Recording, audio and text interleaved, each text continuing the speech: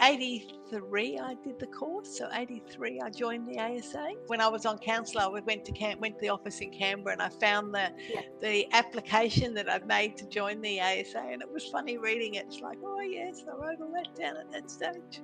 It was funny because again, at the processes that we used back then, and even the meetings have all changed. I mean, I remember going to the ASA meetings, and we'd take copious notes of all the meetings. We'd run them very formally, and people would follow up. And now it's much more about just a conversation and at the branch level, and it's all sort of changed. But I think we were so keen to be good record keepers, and some of these minutes that we took because it's a lot more about connections. I think the ASA now. I remember working in the basement of the State Library in South Australia for a while. It was like if anyone found us, it was like they were lucky dip, It was like we were hidden away. Oh, look, archivists, yes. Originally, actually, it was a concept that I would know the truth, believe it or not, because I think I did an honours year, and I was always going to do library. I mean, I was classic, quiet kid at school that liked reading, and everyone would say, oh, you make a great librarian. So I'd go, oh yeah, I'll be a librarian, that'll be fine, sounds good. Shut people up asking me, and then I sort of ended up majoring in history at university, and then finding the archives and thinking, oh, this sounds interesting. But that year when I did honours, and they were always about truth in history and different views, and I thought, well, this is it. If I'm an archivist, I'll be dealing with the records, and I'll be able to know the truth. Of course, it was a little simplistic, should I say? But then I discovered that and I said I was very lucky, being very fortunate, I guess, in my work choices. Worked for a short time at the Powerhouse Museum after I graduated, because I did my placement there, and that was amazing, working with those and their records. And then at the University of Wollongong, where I was working with the community. I guess I learnt to work. That's where I had excellent mentors there, and I really learnt the value of working with communities and helping them, and that sort of. And I took a lot of my learnings from that to establish the archives here. It's always suited from that, I just found it suited my personality, and I liked it. And I think certainly the ASA was a big, having colleagues in the ASA that I could talk to, and they were welcoming. I mean, I do remember going to the early meetings in Sydney, and all these people who seem to sort of know what they're doing, and you're like, oh my God, where am I? But so it's Angela McGing and I did the course together, so we both joined the ASA about Sydney branch about the same time at that stage. But one of the first conferences where Ancestry came along, when Ancestry first came onto the field, and of course they gave the big spiel about, we're going to digitise all your records and make them accessible to the public. And people were literally, archivists were literally out there with the pitchforks going, they're taking our lives, they're going to try and take our livelihood, get off the stage.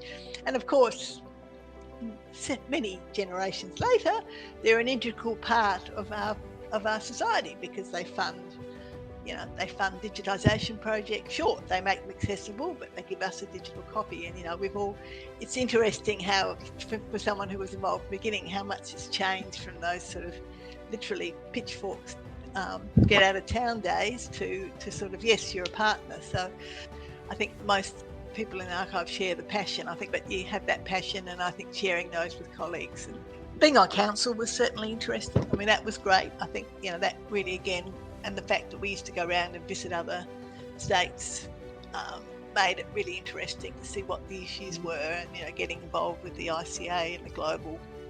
I think that's the other big change. We've become very much part of the global world now, where it was very much about Australia. And I think the fact that, and the developing the standards too, that's the other thing, of course, stands in mind. I was when we first doing all the record keeping standards, which eventually became international, that was a big change. And I think that was really probably is when you think about it, is the original building block for the modern, as I said, just coming out of a QSA, public record keeping, which is, again, very similar to what NAA and Victoria and New South Wales have. That was really the beginning of, this is important, this underlines business practice suddenly from something that weirdo people do in the back room. It's been a lot of fun. It's been some nice, I've had some lovely interaction with clients and some lovely finds, and so sort of moments when you find things or put things together or connect people with their records that also make it all worthwhile. compared to a lot of professional societies, we're small, and I've been there for the good times and the bad times in terms of finance and leadership and all the rest. I mean, fundamentally, it has been important because it is professionally outside of doing a course, and the courses, as you know, are very expensive.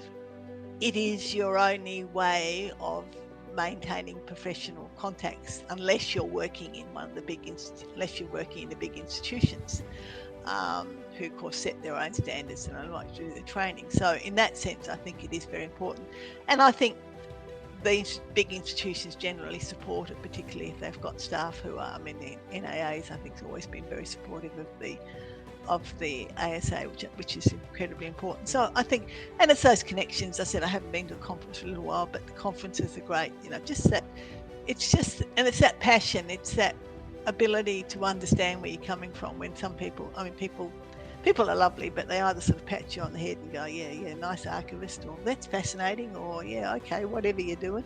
Where if you don't, if you're talking to colleagues, you don't have to worry about all that. You can just have those, and you can have them safely too. And then how they've coped with that and how they've done it. So you're not alone. I guess that's probably one of the big advantages, I think, of the ASA. I think history and therefore research and archives is definitely part of the community psyche now, much more than it was when I first started. Literally, it was hiding down basements and people went, oh, look, I found you. Now people go, oh, it's great. I want to know this. I want to know more. It's all that. So that's a great opportunity. How we harness that, and you can't really just sit down for an hour and become an archivist. And then the skills you might need to, be the archivist for the Chermside History Group is very different to the skills you might need to be Brisbane City Council Archivist. So how do we then support someone? Are we going to offer somebody who wants to sort of be the archivist for their local history group some sort of support or education? Or are we just going to remain, dare I say, somewhat elitist? And I think we do, understandably so. I'm not saying we're not, we shouldn't be, but to open up to another level is I mean, I work a lot with community groups, and I know, it's challenging.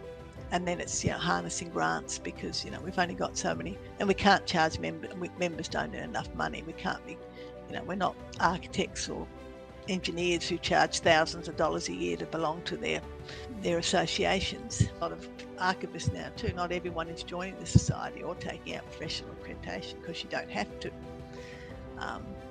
So it's about promoting that opportunity and asking and doing it. And I don't have the answers. I don't know whether any particular group does, but I think we should try and continue for as long as we can, and making those connections and taking opportunities when we can, if we want to develop. The problem with courses, of course, is they go out of date. As we know, keeping archives, I mean, we made a lot of money out of those. And I remember those days too, the early keeping archives days. Great. Halcyon days, but, nobody's going to buy a 300-page publication anymore. But, we could still run some good courses. There's a fine line between overthinking things and trying to be, nail everything down, every nail, and going, okay, this is the best. We're doing the best we can. And just going with it and being flexible and being open to suggestions, or if people offer something, it's more than work to me. And I think, that's what makes it special, but also meaningful. And of course, I'll be looking to retire at some point. So what I'll do then, whether I'll do something else for the profession or do something entirely, that's what people say to me, what are you going to do? And I said, well, I don't think I'll join the local history group. That's about all I'm sure I don't want to do. But possibly I'll look at doing something for to support the profession somehow, because I think it is important.